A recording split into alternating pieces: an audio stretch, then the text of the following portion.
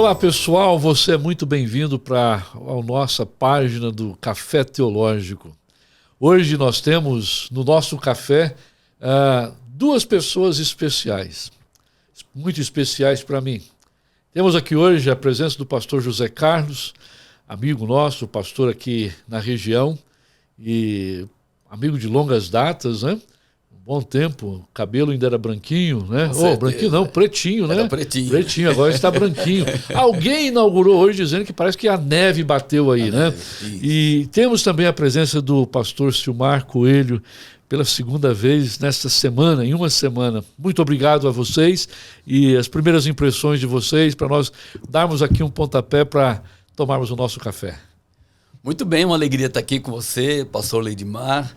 Poder reencontrar o pastor Silmar Coelho, uma referência para a gente em todos os sentidos. É muito bom estar aqui no Café Teológico nessa manhã muito especial. Muito obrigado pela oportunidade. Uma alegria estar com você. É hora de você abrir o seu coração. Deus tem uma coisa boa para fazer na sua vida e vai ser agora. Um prazer ver o pastor Zé Carlos, estar com Leidmar mais uma vez. Deus abençoe sua vida. É o que nós queremos. Portanto, nós queremos iniciar esse café teológico. Dá para perceber que não tem nenhum café aqui, mas é tudo aquilo que nós vamos servir para vocês aqui, entendo eu, que vai agregar valor para a sua vida e para a sua forma de pensar e ajudará você não somente, mas também aqueles que estão à sua volta. E nós queremos hoje conversar um pouquinho, tendo três pessoas de caminhos diferentes, teologicamente falando. Pastor Silmar vem da Igreja Metodista Wesleyana, pastor Zé Carlos, Assembleia de Deus, essa é a trajetória dele. Isso. Eu venho da Igreja Batista, né? Da Igreja Batista independente no Brasil, e não independente de Jesus, mas a Igreja Convenção Batista Independente, Batista. E como que nós poderíamos analisar ou pensar juntos aqui a situação da Igreja Evangélica Brasileira? Falamos há poucos dias com o pastor Silmar um pouquinho sobre... Eu fiz essa pergunta, foi simplesmente uma pergunta. Nós não vamos exaurir o tema aqui, falando sobre a Igreja Evangélica Brasileira, mas eu gostaria de trazer um ingrediente a mais aqui, não somente a Igreja Evangélica Brasileira no Brasil, mas também a Igreja Evangélica aqui, brasileira, fora, né? Que nós podemos falar, né, a igreja da diáspora, né, a diáspora brasileira, né? E então gostaria de começar com o pastor Silmar Coelho. Nós falamos há pouco sobre a questão da situação da Igreja Evangélica Brasileira e o senhor referiu-se muito bem e com grande felicidade àquilo que o senhor compartilhou conosco, mas o senhor tem a oportunidade de nos caminhar aqui um pouquinho, nos conduzir numa direção um pouquinho diferente também. A nossa igreja passa por um momento extraordinário em vários setores da igreja. Por exemplo, nós estamos investindo em grupos familiares, que é coisa muito boa. Estamos investindo na igreja de crianças, que também é coisa muito boa. Estamos investindo nas dependências da igreja. As igrejas estão se deslocando para lugares maiores, oferecendo praça de alimentação, oferecendo estacionamento. Então, há algumas igrejas crescendo espetaculares, como a Cabana Church, em São José do Rio Preto, a Missão Encorajamento, em São Carlos, né? A Igreja Mais de Cristo, em Florianópolis, a Igreja Calvário, em Brusque, Santa Catarina. Temos igrejas espetaculares, a igreja do pastor Natalino, lá em Santos, que é uma igreja espetacular também, apinhada de pessoas, que Cristo é a resposta. Temos igrejas surgindo. Agora, nós estamos pecando em algumas áreas. Por exemplo, antigamente nós tínhamos um seminário teológico que abrangia todas as igrejas. Eu estudei no STEB. Lá tinha gente até da restauração. Tinha gente da Assembleia, da Batista, Presbiteriana, Congregacional, Avivamento Bíblico, Metodista, de todo lado. Aí cada uma foi criando o seu seminário por causa da sua própria necessidade. Isto criou, não criou o que nós estamos tendo aqui. não é? Essa comunhão eclética, cada um ficando vivendo para o seu próprio poço, para a sua própria água. Segunda coisa, os nossos grandes seminários estão nas grandes cidades. Então, os pastores do interior vão para as grandes cidades e, enquanto estão nas grandes cidades estudando, frequentam as grandes igrejas. Então, qual é a ideia deles que eles têm de ministério? É de uma lagoinha, é de uma igreja grande, é de uma vitória em Cristo, é dessas mega igreja. Nós hoje não temos pastores para interior. Porque o jovem não quer ir para o interior, não quer abrir uma igreja lá no interior de Minas Gerais, que nós temos 2.000 cidades sem uma igreja evangélica em Minas Gerais. 2.000. 2.000. Só em Minas Gerais? Só em Minas Gerais. 2.000 cidades sem uma igreja. Porque todo mundo quer ser o pastor do púlpito, quer ser um André Valadão da vida, quer ser um Sila Malafaia da vida, quer ser um Cláudio Duarte da vida, não é? Essa admiração. Outra coisa, nós temos reuniões de liderança no Brasil inteiro. Agora, pastor Ledimar, se todo mundo é líder, quem é que vai ser liderado? Se todo mundo é pastor, onde é que estão as ovelhas? Se todo mundo virou líder, se todo mundo virou coach, se todo mundo sabe tudo, quem é que é liderado? Nós estamos tendo esse problema, né? Então, outra coisa, nós temos, se eu precisar hoje de 50 professores para dar aula num curso teológico na minha igreja, eu acho fácil. Mas nós não temos pastores, nós não temos evangelistas, nós não temos avivalistas, nós não temos pastores que trabalham em libertação mais.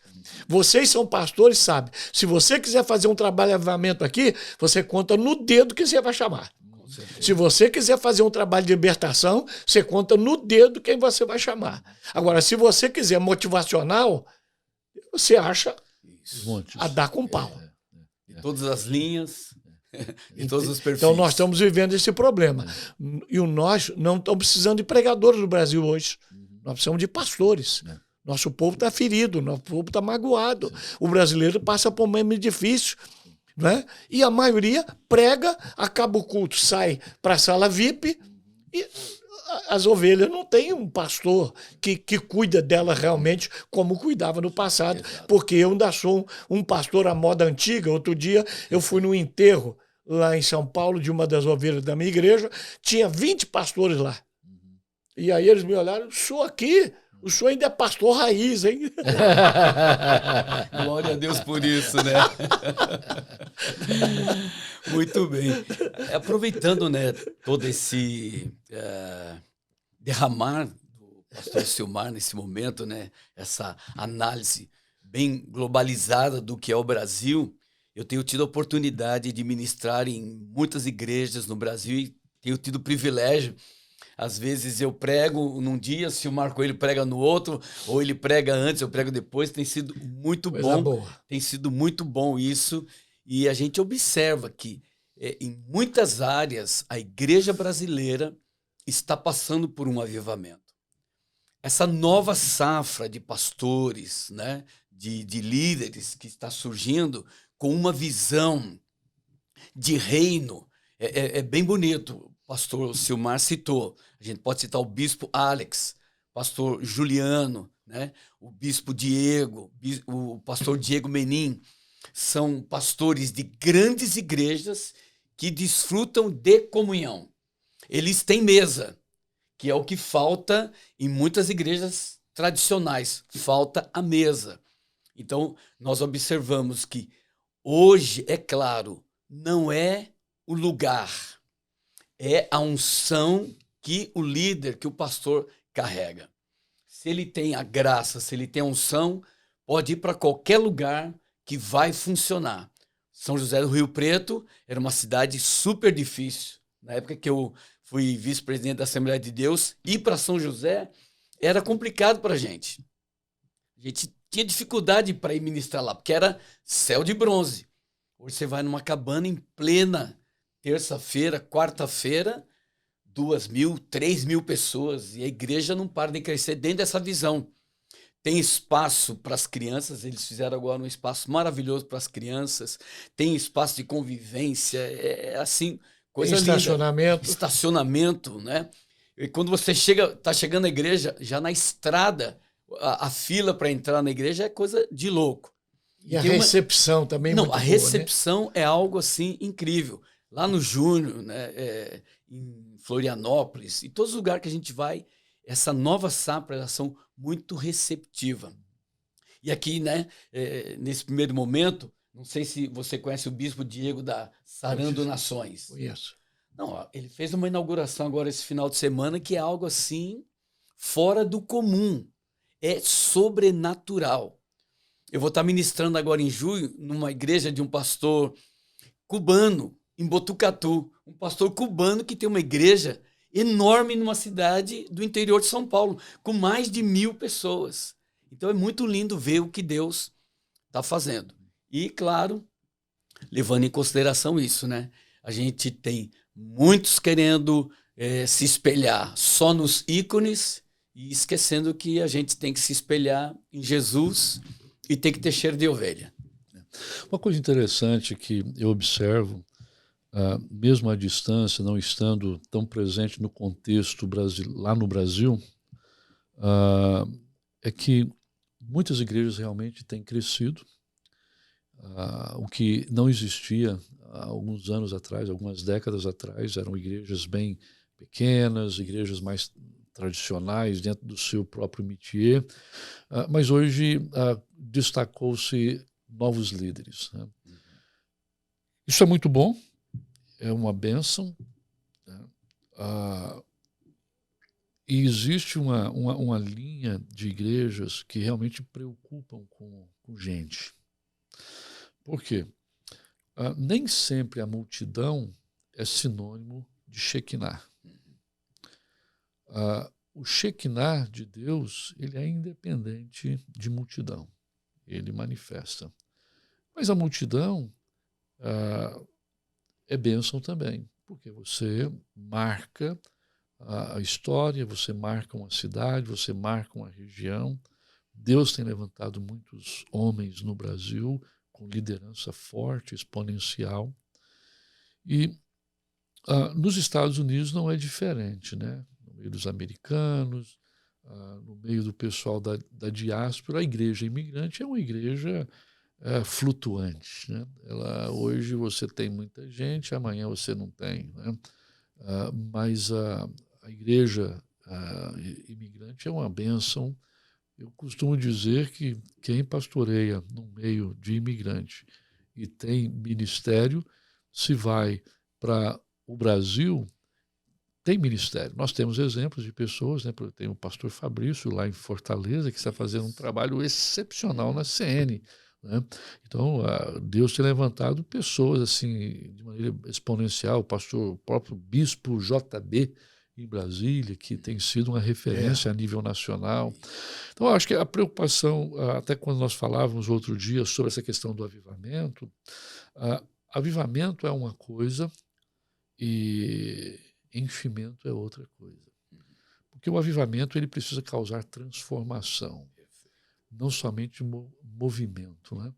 Porque o movimento ele pode ter o componente transformacional e não somente motivacional. Aí eu quero cair aqui um pouco, que foi mencionado aqui por vocês hoje. Existe muito o evangelho coach. Eu não tenho problema com o coach.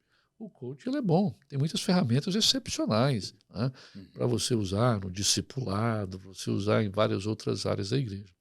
Mas enquanto o evangelho ele é só coach, nós perdemos a oportunidade de pregar o verdadeiro evangelho.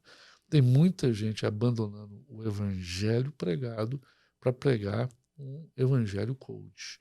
E isso é complicado. Você mencionou bem o Diego Manning.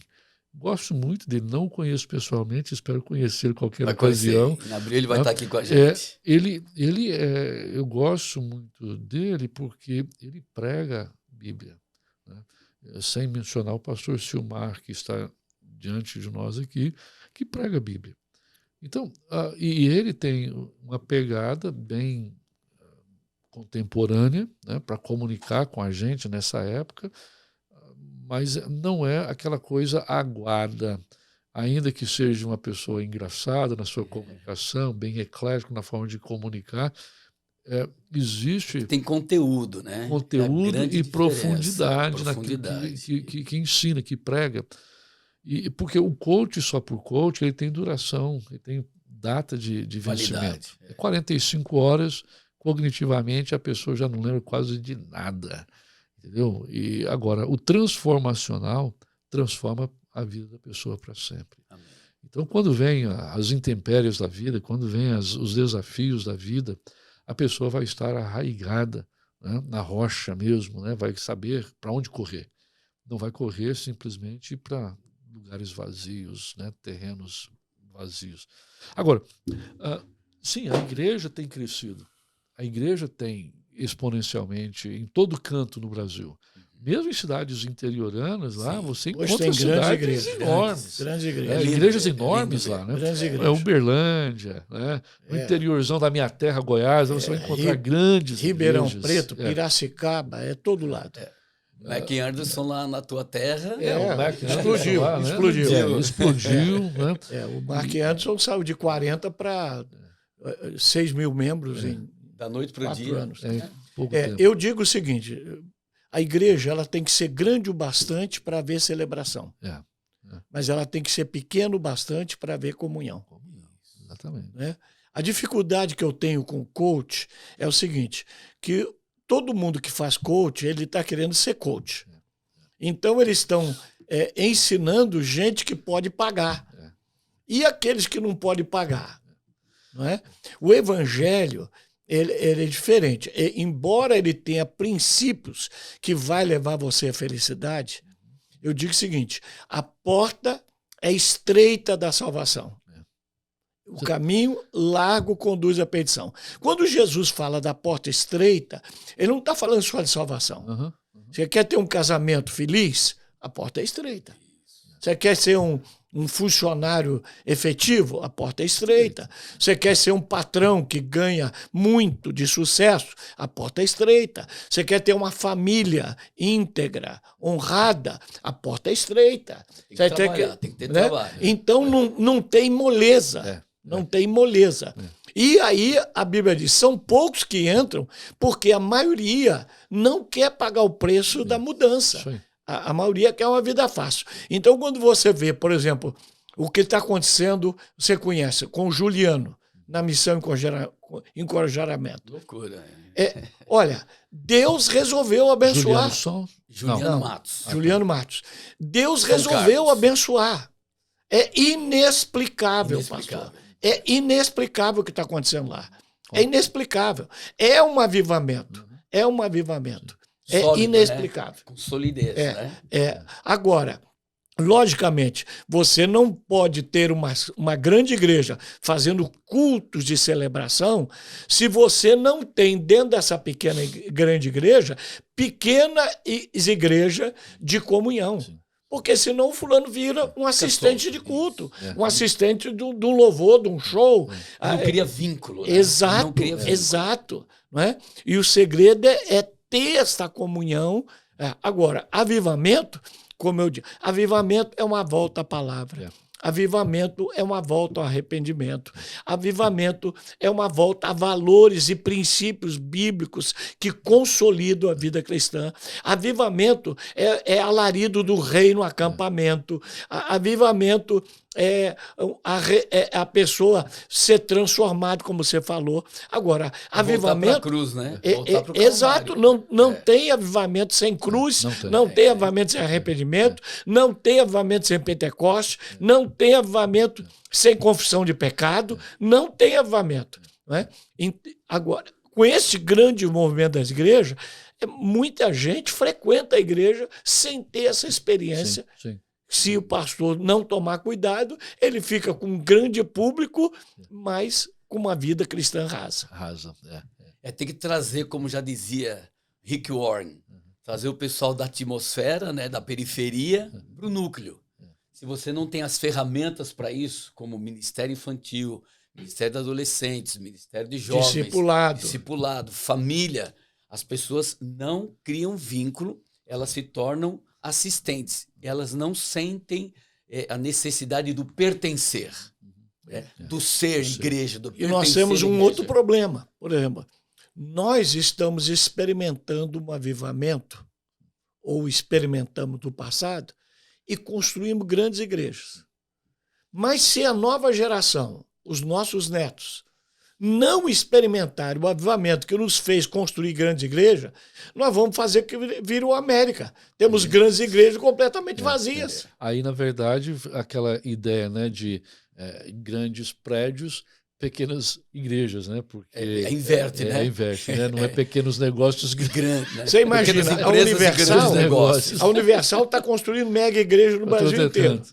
Se esses novos crentes que estão na Universal não tiverem a experiência que o Bispo Macedo teve, ou outros tiveram, ou que o pastor Silas tenha, ou que o pastor Jorge Linhares tenha, daqui a uns anos a igreja fica vazia. E aí eu entendo que é uma responsabilidade de nós, os líderes, transferir o legado. Porque senão, como não sei se vocês se recordam, um dia o Carlito Paz disse que as igrejas elas têm prazo de validade. Eu discordei.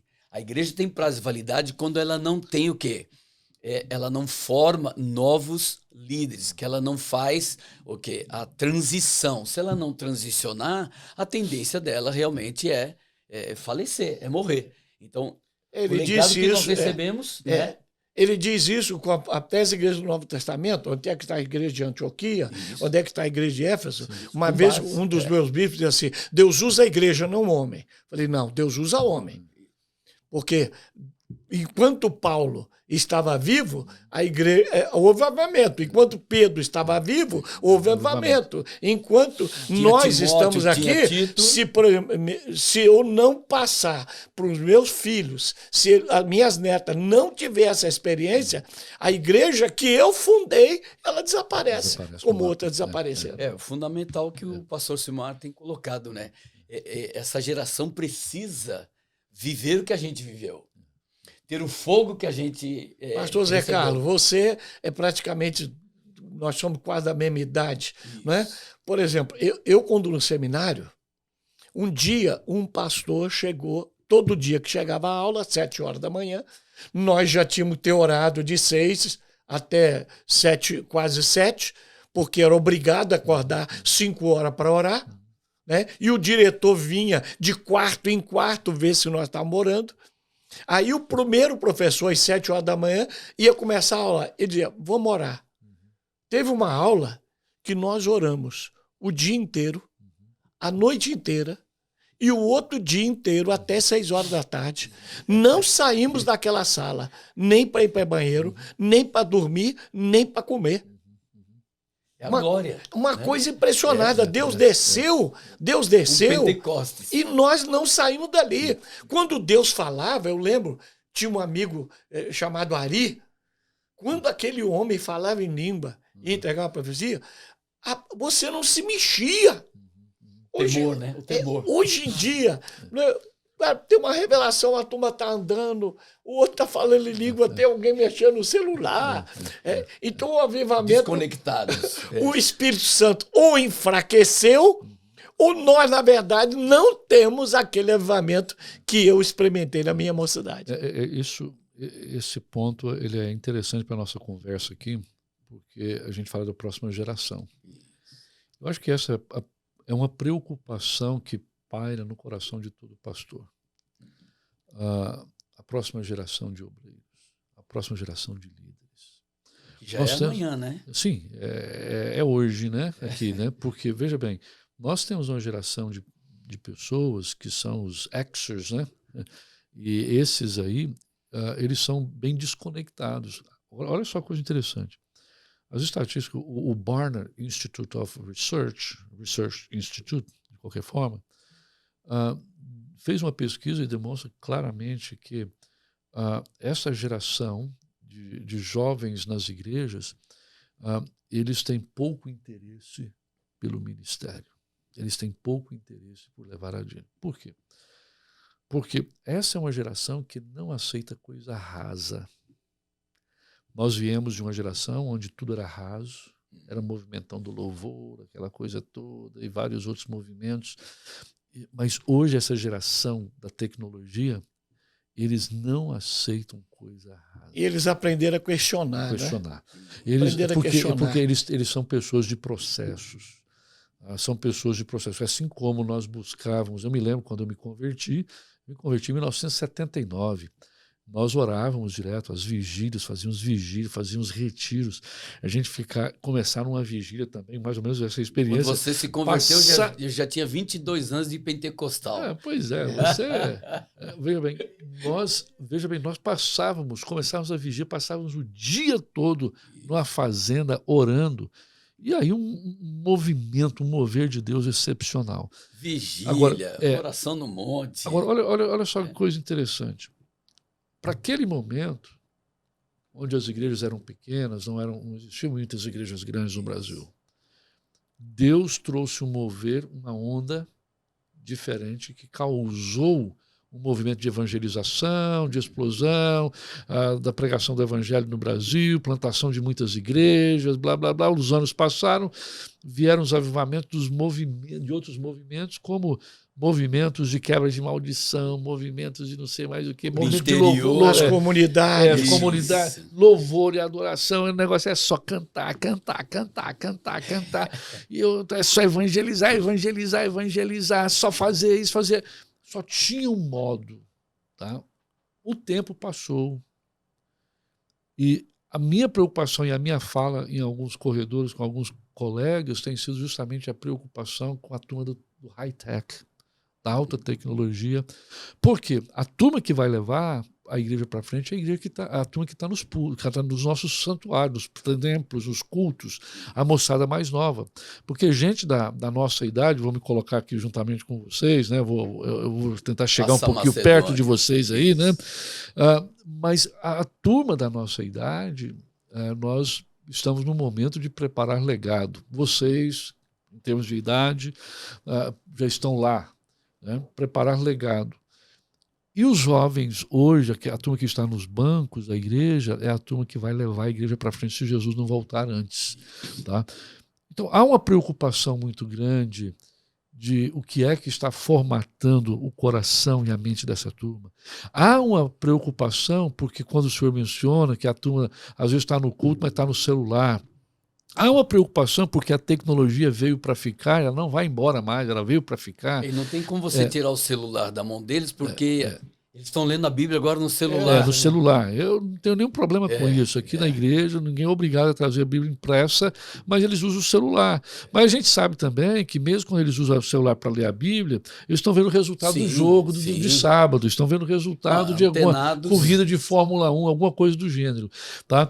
Então, por quê? Se do púlpito não houver uma pregação transformacional, e se for só uma pregação coach, aguada, que tem prazo de validade, a próxima geração está comprometida. Porque, por exemplo, hoje a questão do coach. Uma vez mais, eu não tenho problema com coach. Uma questão, você forma coach de vida, ou life coach. E em poucas horas o camarada já tem um certificado. Quem é que vai entregar a vida para ser cuidado por um life coach que foi forjado em 2, 3 horas? E outra coisa, veja bem, o jeito de renovar a igreja é pregar o evangelho. Tem outro jeito. Qualquer pastor que está me assistindo, você quer renovar a sua igreja? Prega sobre Marcos o ano inteiro. Porque o que renova é o evangelho. Se pregar o evangelho, você tem novos convertidos. Se você tem novos convertidos, você entusiasma os velhos convertidos. Porque o novo é como uma criança, por exemplo. Tem um casal que tem uma vida monótona. De repente ele tem um filho, aquilo revoluciona tudo. Agora imagina uma igreja que nasce 20, 30, 40, 50, 200, não é? Isso revoluciona tudo. Essas igrejas, veja bem, essas igrejas que estão experimentando Esse avivamento no Brasil, por que estamos experimentando? Porque tem muita conversão. Muita O novo convertido não é só transferência de membros de outra igreja para essas igrejas, né? E aí, pastor, não pode haver ciumeira. Por exemplo, a Bíblia fala assim, ó, Barnabé e Paulo, o tempo todo. De repente muda, Paulo e Barnabé. Então, qual é o grande líder para mim? É aquele que ajuda alguém que amanhã será maior do que ele. Sim. Olha, nessa questão de salvação de almas, eu tive lá no Eduardo Reis, em Balneário Camboriú. 4 cultos no domingo. Uma igreja que nasceu faz 3 anos. No culto da noite, chapado. Muita criança, muito jovem, muito adolescente. Terminei a ministração, fiz o convite para aceitar Jesus. Umas 100 pessoas receberam Jesus naquela noite. Negócio doido, sobrenatural, uma liberdade, né? Consciente, um culto direcionado, um culto cristocêntrico. Não é o culto à personalidade. Né? Não, então, o grande problema hoje são os cultos à personalidade, né? A mensagem superficial, que não é a mensagem pregada para transformação de vida, sim. É a mensagem para encorajar, para motivar, que termina o culto, chega na porta, o cara já... Ele é demais. Eu vou te falar do meu caso, né? Por exemplo, eu fui para São Paulo para construir uma igreja. Construir essa igreja. O que eu tenho feito? Eu tenho 73 anos, eu não tenho muito tempo para ficar lá. Eu posso ficar lá mais uns 2 anos, vou estar com 75. Então eu tenho 15 pastores que me auxiliam. Só tem um de tempo integral, os outros são de tempo parcial. Eu tenho delegado a esses pastores toda a administração, todos os ministérios da igreja. Nenhum está na minha mão, nenhum. Por quê? Se o pastor que me substituir, ele deixar essa turma trabalhar, ele deixar a igreja andar, não vai ter problema nenhum. Porque se eu não permitir que esses pastores novos façam o que estão fazendo, eu coloco toda a igreja no meu ombro. E com a minha saída, o que vai vir vai sofrer muito. Então tem que haver essa transição, deixar esse legado, permitir que o outro... delegar em vida, né? O delegar em vida, com sabedoria, né? Com mentoria, que isso é uma coisa que o pastor Silmar Coelho sabe fazer muito bem. Então, eu penso que os sênior pastores, os pastores que estão à frente das igrejas, eles têm que ter essa preocupação. Eu estou aqui hoje, e amanhã? Quem vai substituir? Moisés deixou Josué. E Josué deixou quem? Então, essa tem que ser a nossa preocupação. Por quê? E investir pesado. Nós estamos aqui, você estava falando de América. A América hoje está passando por um avivamento também nas igrejas de imigrantes, principalmente na igreja brasileira. E eu vejo que a nossa igreja, ela começou a viver um avivamento, um despertamento, aonde? No Ministério Infantil. De repente, o Ministério Infantil agarrou um gás, uma unção, tem domingo de ter 100 crianças, fora os adolescentes. A gente fez um prédio para usar de multiuso e terminou tendo que ficar só para eles. Exato. Por causa do crescimento. Eu tive que construir uma igreja só para criança. Eu preguei numa igreja numa segunda-feira que a igreja infantil cabe 500 crianças. E 100 crianças voltaram para casa que eu não tinha como entrar. Chorando. Voltaram chorando. Que queriam ficar. Não é? Então, é uma preocupação, porque eu cheguei em São Paulo, tinha pouco jovem. Aí eu investi nos adolescentes. Hoje eu já tenho jovem. E vai embora. E uma coisa que nós temos feito também, que cabe aqui, né, para a pastorada para todos nós, existe, principalmente aqui na América, muitas crianças com problemas de déficit, né? Muitos problemas com síndrome de Down, autismo, e nós estamos fazendo um trabalho voltado para esse tipo de deficiência. E é impressionante, a grande maioria dessas crianças, os pais não são convertidos. E elas estão vindo e estão trazendo os pais, e os pais estão se convertendo. Criança que não se comunicava, criança que não falava, Agora, por causa do trabalho que a gente chama Body, por causa desse trabalho, essas crianças estão se socializando. Uma E outra excelente. coisa, transformando a Leidmar, vida, né? outra coisa, muitas igrejas no Brasil se despertaram para a educação. Por exemplo, durante muito tempo na América, por exemplo, Princeton é presbiteriano, Duke é metodista, não é? Asbury é metodista, e outras igrejas. A Igreja do Nazareno tem 59 universidades. Agora, igrejas do Brasil estão começando a colocar escolas na igreja. Porque você vai ter a criança durante 5 dias, e aí as crianças estão trazendo os pais para a igreja. Coisa linda. Não, a gente está tendo essa experiência também, inclusive, um projeto aqui, né, não sei do alcance que a gente vai ter aqui, mas nós estabelecemos um trabalho de ensinar português para americanos. É a Fundação Vamos Falar Português, que é patrocinada pelo Rotary aqui de Boca Raton.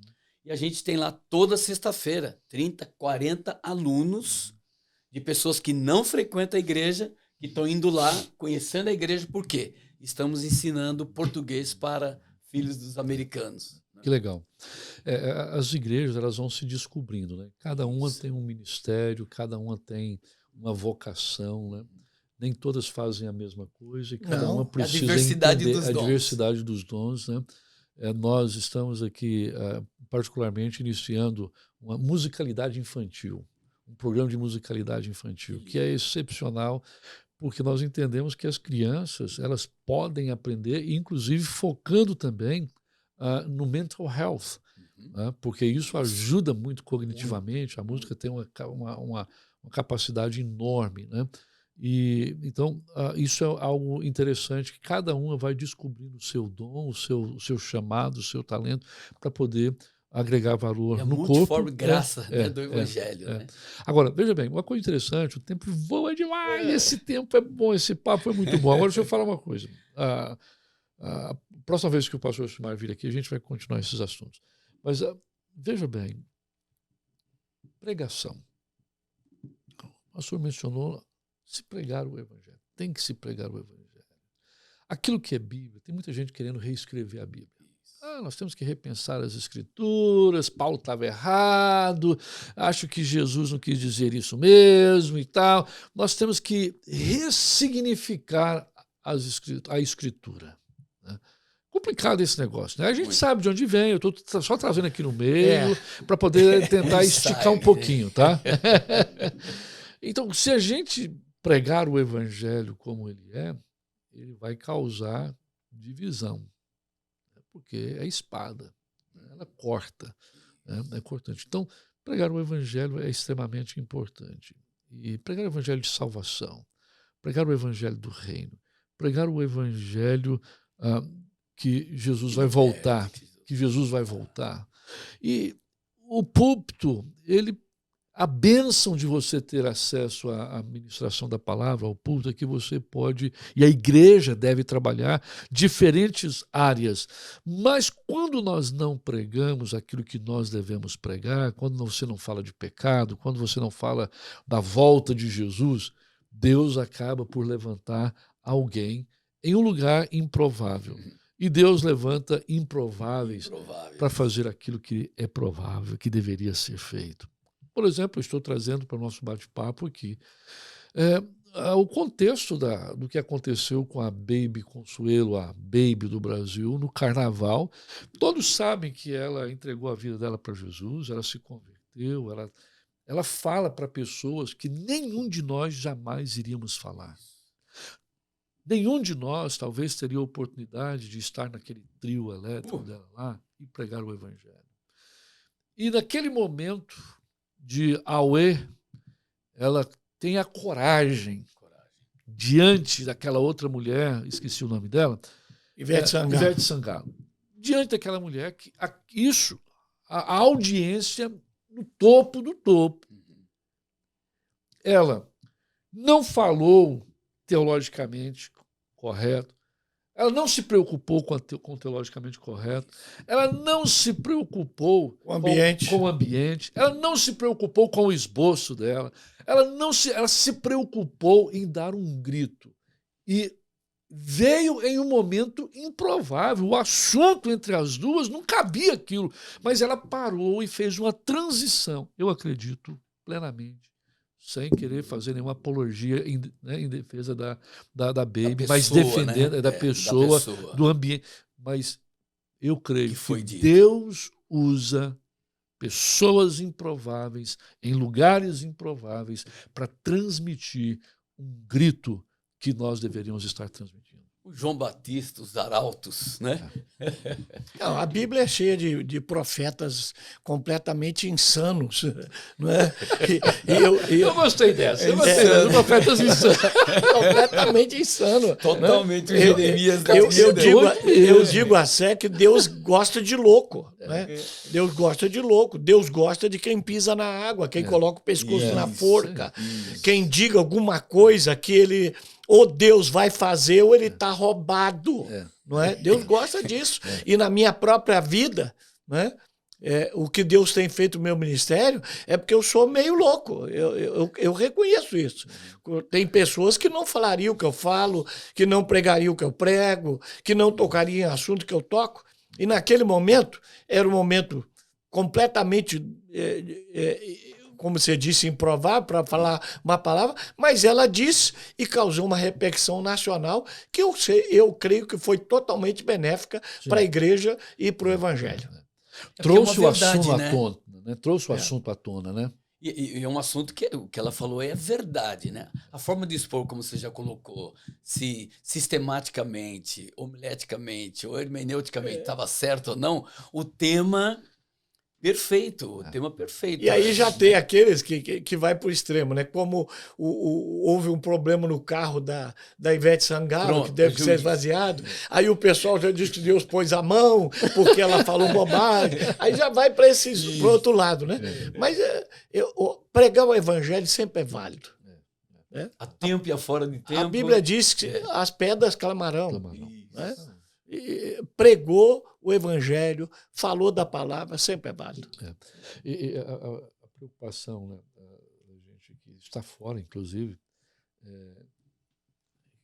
até mesmo do meio da fé, a Baby Consuelo, ela recebeu muitas chibatadas falando da própria igreja. O jeito dela. Né? Ao longo desses anos todos. As filhas dela, conheço duas delas, as filhas dela, uma delas já veio à igreja ministrar. Olha que firmeza na palavra e tal.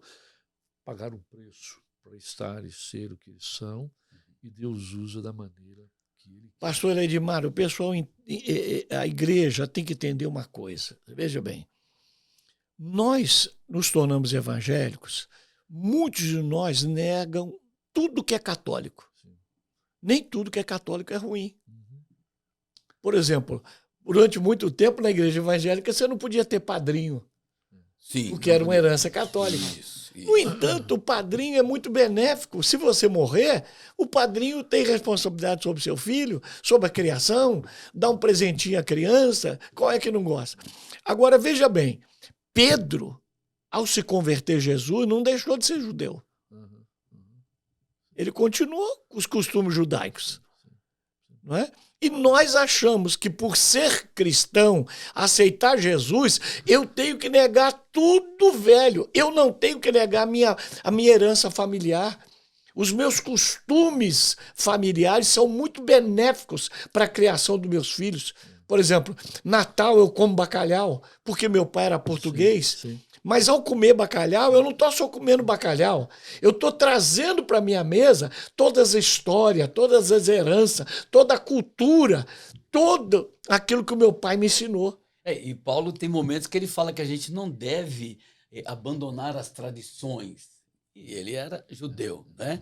E a gente, então, dentro dessa linha, tem que ter em mente. O evangelho tem que ser pregado a tempo, fora de tempo, por vaidade, por ganância, não importa, tem que ser pregado. E o Silmar já falou, se nós não pregarmos o evangelho genuíno, as pedras clamarão, as pedras vão pregar. Nós temos que Aí o pessoal resgatar. condena a Baby por se vestir do modo que ela veste, por falar do jeito que ela fala, não é? Mas temos que ver a vida da Baby no particular. Não é? Perfeitamente. Perfeitamente. E quem a conhece, Sim. quem conhece as filhas, Sim. sabe que elas são cristãs de verdade. São. De jejuar, de santificar, de abandonar a vida sexual Sim. promíscua, Sim. de só Totalmente. fazer Elas são sexo. radicais. Elas são radicais. Elas mudaram de vida. Sim. Mudaram de vida. Existe um livro chamado Cristãos Contagiantes. Né? Muito bom. Nós precisamos realmente ter um cristianismo contagiante, independente da forma com que nós o expressamos. O cristianismo, a nossa fé precisa ser expressa.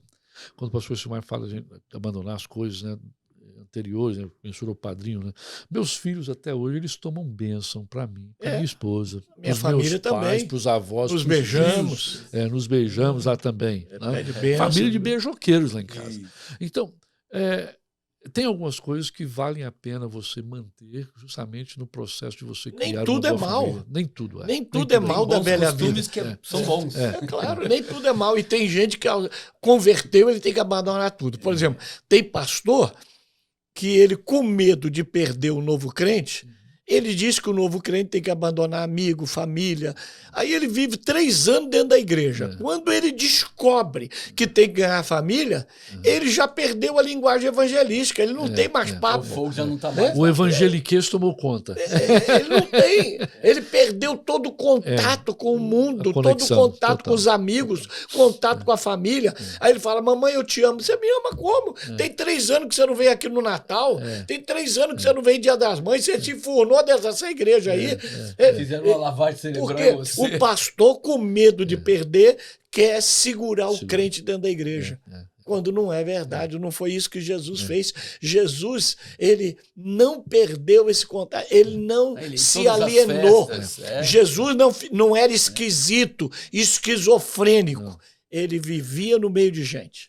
Quem não assistiu aí essa série The Chosen? Eu gosto muito. Quem está passando agora, até domingo, agora eu fui com a minha esposa para assistir mais um episódio da nova série.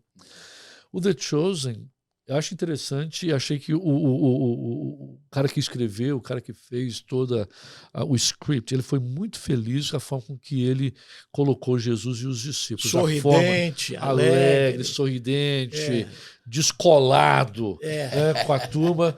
Eu achei que ele foi muito fantástico. feliz mesmo. Vale a pena assistir o The Chosen. Tá?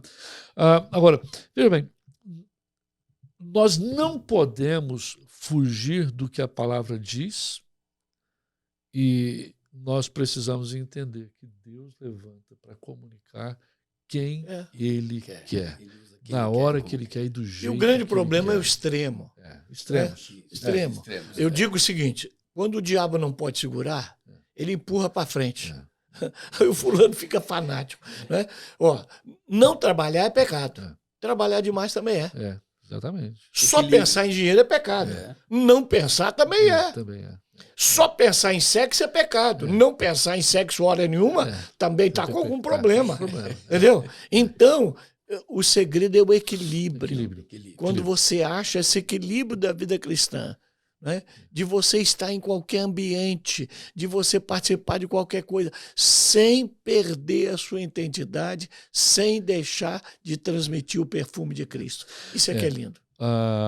Essa questão aí de sem perder a identidade e o equilíbrio é muito importante. Nós sabemos, Israel é um tema muito próximo ao nosso coração, principalmente o pessoal da fé evangélica. O povo judeu é um povo especial para nós. São melhores do que os outros? Não, mas é especial porque a nossa Bíblia, tudo que nós temos, Velho Testamento, Novo Testamento, passa pelos corredores, pelos montes altos, vales e colinas judaicas, né, pela tradição judaica também. Né? Então, a nossa fé é considerada judeu-cristã, né? E os judeus é o povo que mais sofreu na história da humanidade, né?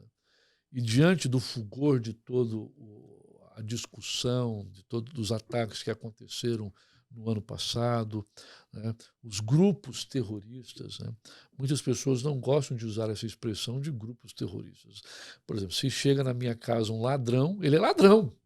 Lógico, ele vai querer roubar o meu carro, vai querer entrar, invadir a minha casa, vai querer roubar, vai querer estrupar alguém dentro de casa, vai querer matar alguém. É ladrão, é bandido, ok? Assassino. Assassino. Nós cremos que o Senhor pode salvar, pode transformar a vida de um camarada desse? Sim. Mas ele tem que pagar também, né? A justiça deve ser feita. Isso. Então, quando nós chegamos diante de uma situação horrível que tem acontecido com Israel nesses últimos meses, e até mesmo o histórico holocausto, com a morte de mais de 6 milhões de judeus, eu não diria uma reverência, mas um respeito é muito importante. E todo estadista, todo líder de uma nação, ele precisa saber fazer, porque ele é político. Ser equilibrado. E ele precisa, exatamente onde vem o equilíbrio da nossa fala, ele precisa coerente, né? Ele precisa saber sensato, se posicionar, ele precisa saber fazer a política da boa vizinhança e entender os perigos, e principalmente nos dias que nós estamos vivendo, existem perigos que não se pode nem medir, né? Sim, que não podem medir. Por exemplo, nós vivemos num país que supostamente é um dos países mais seguros do mundo, mas nós temos perigos aqui que os próprios serviços secretos americanos, eles estão extremamente preocupados com as células de grupos terroristas, de grupos radicais dentro dos Estados Unidos. Então, quando o senhor Luiz Inácio Lula da Silva faz ou fala o que ele falou, eu acho que é um desserviço total para a moral da nação brasileira. Não representa o pensamento do povo brasileiro. De forma alguma. Infelizmente, o nosso presidente, ele sempre está na contramão daquilo que a gente acredita. Nunca ninguém me vê falando de política, defendendo esse candidato ou aquele, permitindo que esse ou aquele candidato suba no meu púlpito, de jeito nenhum, porque eu acho que cada um tem que votar. Agora, nós não somos de um partido, nós somos do todo.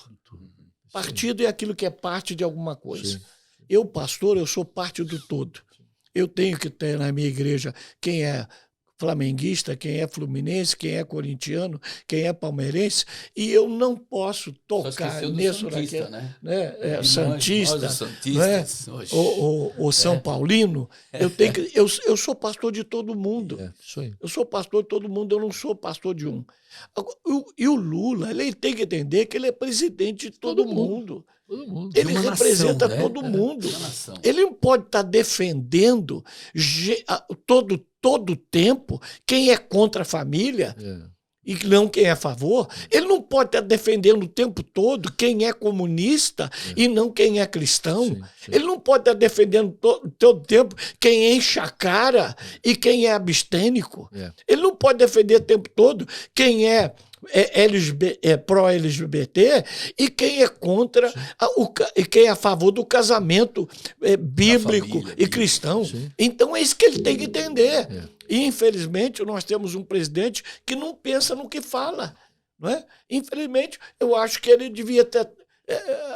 desculpa aí, mas ele deve ter bebido alguma coisa, porque não é possível alguém que é um estadista, alguém que representa um povo, dar uma palavra tão atravessada, tão fora de hora, infeliz. E tão infeliz como foi. A gente atribui aí uma desgraça. Foi uma desgraça. Que você já usou, né? Da insensatez. Insano. É uma expressão totalmente insana, fora do contexto, fora do propósito naquele momento, e ofensiva, né? Ofensiva porque o Brasil está recheado de judeus, a América recheada de judeus. Por todos os lados você tem judeus.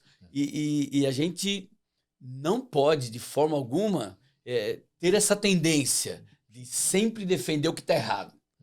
Só trazendo aqui a baila, eu estava ouvindo uma notícia, um senhor foi agredido, parece que esfaquearam ele, agora acho que em São Paulo, ontem. O que eles fizeram? O cara que esfaqueou foi sentado dentro da viatura, no banco confortável, e a vítima foi jogada no porta-malas, sangrando.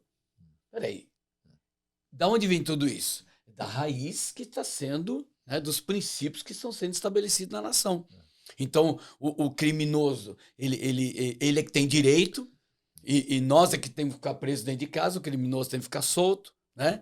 É o que Isaías diz. Chegou o tempo, e aqui, né, eu encerro meu momento aqui, do que o certo é errado, e o errado está certo. Não, você vê, há uma lei no Brasil que se você bater num cachorro, você pode ficar preso até 6 anos. Isso. E agredir uma pessoa são 6 meses. Aí Olha a você inversão diz, de valores. Inversão de valores. Inversão de total. valores você, totais. se um cachorro te morder, você bate no dono.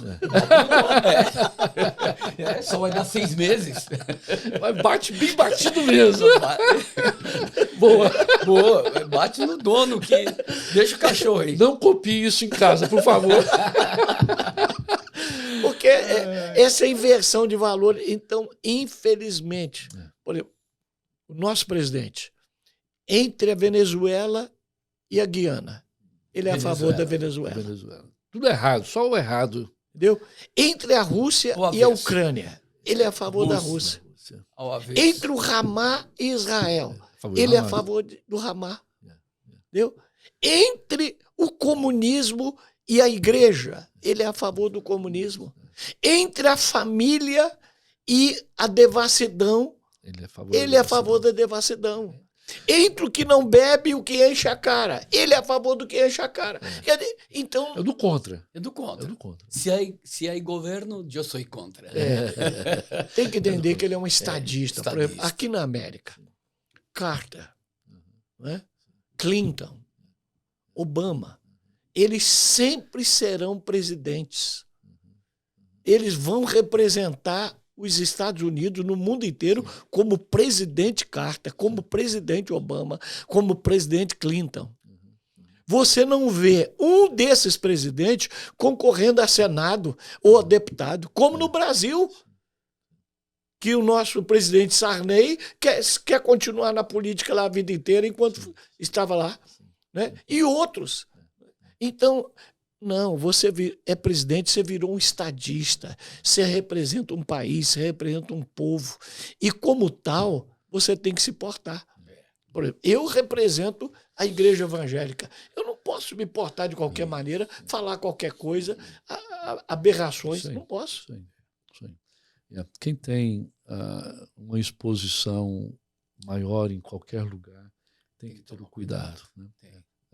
Mas vamos orar pelo Brasil, né? Acho que é uma coisa importante, é uma convocação para oração pelo Brasil. Quinta-feira agora, todos nós, todas as igrejas vão estar orando e jejuando, pelo menos de meia-noite a meio-dia, em favor da nação. Já pensou o presidente da nossa nação ser considerada persona não grata? Não grata. E se recusa a voltar atrás. Estava ouvindo os noticiários agora de manhã, mas que não vai pedir desculpa. Não vai retratar porque até mesmo a base dele o impede e o aconselha a não voltar atrás. O próprio chanceler dele é um comunista que... Né, então, fora política, pensando nas coisas práticas, nas coisas que realmente aconteceram, foram simplesmente uma desgraça, foi simplesmente uma infelicidade vexatória de tal forma que o Brasil não merece. O brasileiro não merece. Mas como é que vai ser a questão da oração? Quando vai ser? Todos os pastores, nós convocamos o CIMEB, toda a liderança do Brasil, que a igreja brasileira esteja nessa quinta-feira orando em favor do Brasil e jejuando pelo menos de meia-noite ao meio-dia de quinta-feira em favor do Brasil, para que a gente tenha uma mudança. Poderíamos aproveitar essa oportunidade também e dar essa mesma sugestão para os pastores brasileiros que vivem nos Estados Unidos, que possam convidar a sua igreja para estar orando, que pode ser na quinta, pode ser na sexta, O Brasil vai ser na quinta-feira. Organizem-se e orem pelo Brasil. O Brasil precisa muito de oração. A nossa nação do coração precisa muito de oração. E agora o tempo voa, né? Gente, olha, honrado por tê-los aqui conosco. Nós que agradecemos. Nós que agradecemos. E as últimas palavras, Zé Carlos, por favor, por gentileza.